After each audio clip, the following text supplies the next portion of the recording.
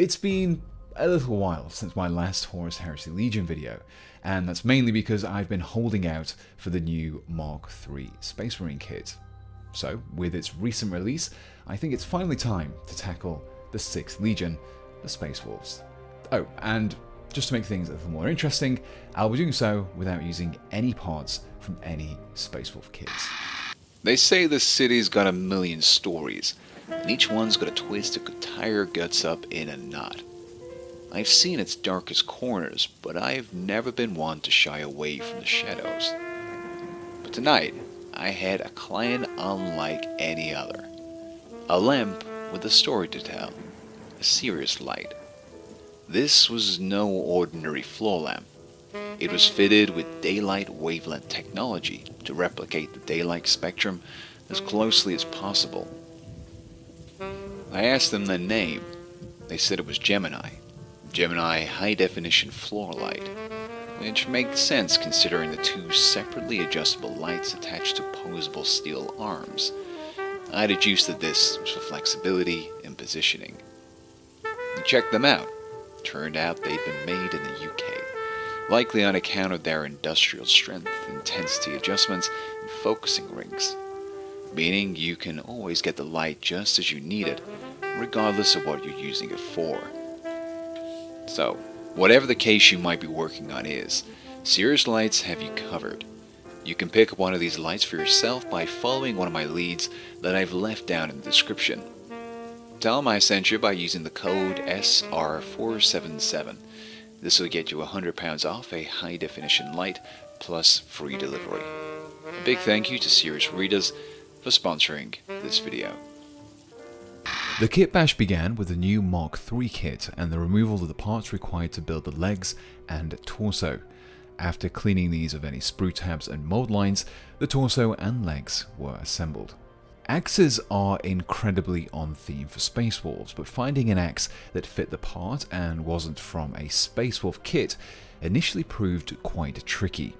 Until, that is, I found the golden kit for any Heresy era Space Wolf player, the Chaos Marauder Horseman kit from Age of Sigmar. It really is an amazing kit, and we'll be seeing a lot more of it before this video is out. But I began with this axe and a sword hand from the Mark III kit. The first step in combining these two parts was to first cut away the sword from the hand before cleaning up any remaining pieces. Similarly, the axe was removed from both sides of the Marauder's hand. To attach the new weapon though, relying on glue alone wouldn't be enough, and so I would turn to a favourite technique of the channel, pinning. This involved drilling a 1mm hole into both parts of the axe and then directly through the hand, between the palm and the fingers. A length of wire was then superglued into the axe, inserted through the hand, clipped down, and then finally the axe's handle was glued to the other side. With the axe prepped, both arms and hands were attached to the torso. For the head, there were a few options to pick from. Pretty much any bearded, long-haired or mohawked human head would work, but as the Horseman kit was already on my desk, I decided to dip into that again. Taking inspiration from the leather masks worn by the Space Wolves, like those seen in the Grey Slayer's kit, this half-helmeted head was selected. To make it fit into a Space Marine torso though, the bottom of the neck needed to be clipped and trimmed a little, whilst also very carefully trimming and lightly bending the beard to fit over the armour. But before the head could be attached, a little gap filling was needed. This was achieved by cutting up and mixing up a small batch of green stuff. A small amount of this was rolled onto a small ball and placed into the armour's neck. The Marauder's head was then pressed into the putty, and the position of the head and arms was adjusted until I was happy with the result. With the head and arms in place, the shoulder pads were attached. While the green stuff was still soft and workable, I decided to add a strap across the armour. This wasn't specifically a Space Wolf detail, but it would help to create a mounting point for various pieces of decoration and helps to tone down the sci-fi aspect of the power armor. The strap was created by rolling out a thin strand of green stuff and then flattening out with a paintbrush handle. By applying a consistent amount of pressure, the width of the strap remained consistent across the length. During this entire process, I made sure to use a little Vaseline over my tools, surfaces, and fingers to prevent sticking. Once complete, the strap was laid across the chest and wrapped around the back. In order to create that aforementioned decoration, I used a 4mm hole punch in some 1mm thick plasticard to create a small disc. A 1mm hole was then drilled through the center of the disc and a 1mm ball bearing was superglued into it. This created a small decorative rondel and was attached to the strap near the left shoulder. The final detail, pulled from the Marauder Horseman kit, was a shield. This style of shield is reminiscent of those wielded by the Grey Slayers, albeit slightly less ornate. In fact, some of the chaotic banding on the shield was a little too much, and so needed to be trimmed down somewhat. Once the bands had been carefully shaved away, the shield was mounted to the power pack. The final details to add were a few more decorative items, specifically some runes. In addition to being prevalent in Space Wolf kits, various dwarf kits from Age of Sigmar feature them heavily.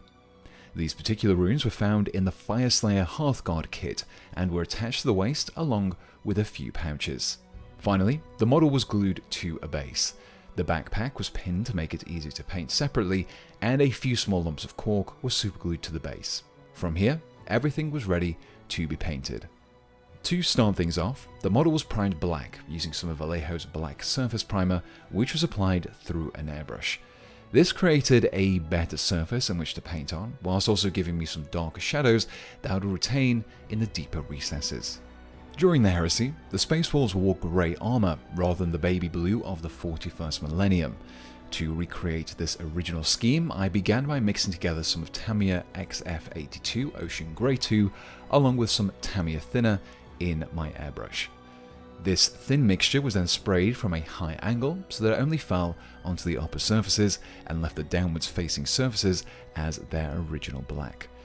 This resulted in the appearance of shadows in areas you would expect them to form when the light is coming from above. To create some highlights and build upon the previous directional lighting, a little XF2 flat white was mixed into the previous Ocean Grey. The result was a slightly lighter grey than that was used over the upper areas of the models, covering a slightly smaller area than before. Following the airbrushing, the same mix was then used with a regular brush to create some edge highlights and small flecks of damage over the armor's surface.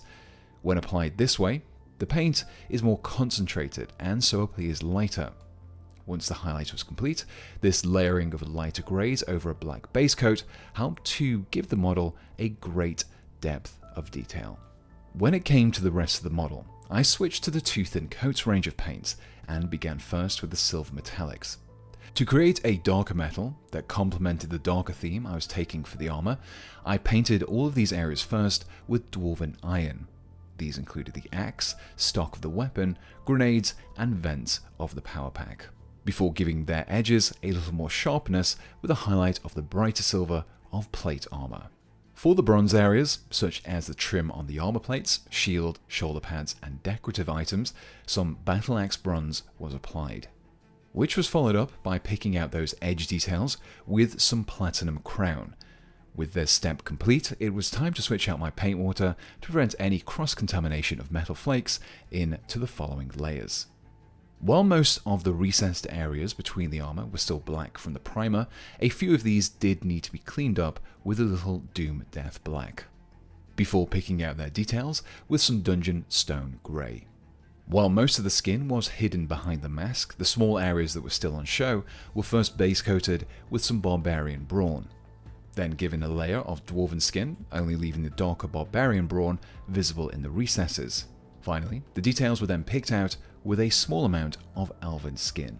For the leather details like the pouches, chest strap, and mask, I began with a base coat of Scorched Earth, which was followed up with a highlight of Ancient Forest. Finally, a very few small spots of Wasteland Brown were painted onto the leather. These were focused to the corners where edges met, as well as being used to create a few scratches. These were formed from thin lines that were painted in a roughly perpendicular direction from the edges. The result was that of a worn leather. When it came to painting the hair, I took this opportunity to add a bright, contrasting colour. This took the form of a base coat of rust orange, which was followed up with some orange flare. These colours combined to create a bright ginger hair colour indicative of the Space Wolves. With all the base coats in place, the next area to focus on was the base. This was started off by giving the rocks on the base a dry brush with some Eidolon Grey, which helped to lift out the raised texture of the cork floor tile. This was followed by a lighter dry brush of Rodent Grey, which was focused across the more prominent edges of the rocks. With the rocks complete, the areas between them were given an earthy texture using some of AK Interactive's basing paste. Care was taken during this step to not accidentally spill onto the model itself. Once the whole base was covered, the paste was given plenty of time to dry overnight. The next step involved applying a coat of gloss varnish across the entire model. This would serve a few purposes. It would protect the paintwork already laid down, provide a better surface to apply decals to, and finally create a smooth finish that will assist in applying an oil wash.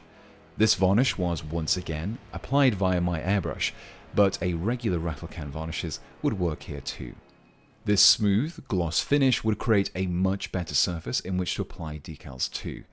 I saw some Heresy era Space Wolf decals from the old Burning of Prospero box. These were cut out and left to soak in some water until the transfers were lifting from the backing paper. From here, the decals were carefully applied to the shoulder pads and then left to dry. But to create that painted on look, I would need to use some Microsol. This mild solvent can be painted onto decals, where it will soften them and allow them to conform to the surface beneath. You might need to do this a couple of times to get the best effect, but just allow the Microsol to fully dry between applications. To help seal in the decals, another layer of gloss varnish was applied over the top of them. While the earlier airbrushing and highlights had created a good degree of shading, this could be pushed further, whilst also giving the surfaces a more worn and dirtied appearance.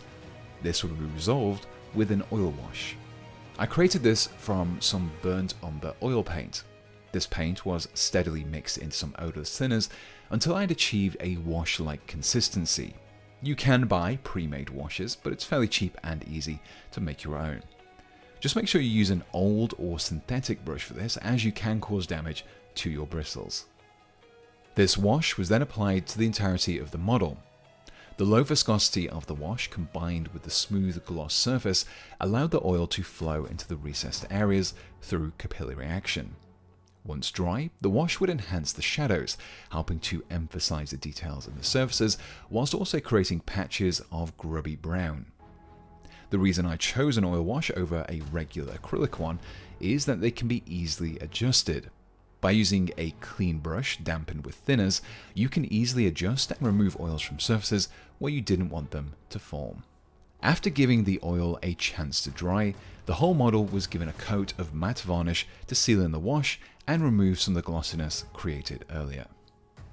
With the painting complete, the final step saw me cleaning up the backpack's contact points and gluing it into place, before adding a few patches of snow around the base using some of AK's snow paste. And with that, I was left with this.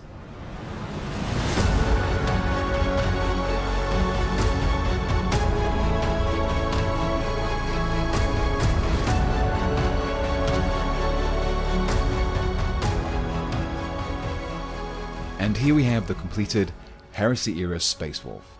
Even though the model was built without relying on any Space Wolf components, I still think it is clearly recognizable as being a member of the 6th Legion. And while there is nothing wrong with relying on those Space Wolf parts, hopefully this guide served to give you a few alternatives. As is always the case with my Horus Heresy builds, the intention of these videos is to provide a few examples of small changes to a single model that you could spread out across a whole army. By just focusing these details onto a few select models within your units, you can give your army a huge amount of character beyond just a different paint scheme. This is the 5th guide of the series where I've been tackling each of the legions in order. So if you haven't done so already, check out my previous Dark Angels, Emperor's Children, Iron Warriors, and White Scar guides, and expect to see a similar video for the Imperial Fist next. For those of you looking to recreate this miniature and colour scheme, I'll include all the kits and paints used in this guide in the description below, along with a few affiliate links to where you can pick them up for yourself. Now, before I go, let me just say a huge thank you to my Patreon supporters and channel members who help to keep this channel going. Especially my Pouch of Dead Animal Bits tier and above supporters, who are Jonathan Hart, Maciej Savitsky, Plops of Corn, Ryan Little, Swedsman, Tim, Andrew Console, Axel Jonsson, Daniel Dowling, Immaterial Creations, Jonathan Sandsteed, Mr. Grimm, and Pale Juice. And my Sergeant level channel members, who are Kermit, Mr. Jared Hess 95, David, John Gibbs, The Sire Acquired, Philip Poya, Nerdington Paints, Mark Taylor, and Whale Tussler. If you're interested in supporting me, you can hit the join button below or find a link to my Patreon in the description. Supporters get a whole host of benefits, including ad-free access to my videos, sneak peeks, a private Discord channel, and exclusive merchandise. Speaking of merchandise, I also have a few t-shirts and mugs up for sale featuring designs drawn by me. You can check those out below by following the links or by going over to petethewargamer.com. So, until next time, thanks for watching and goodbye.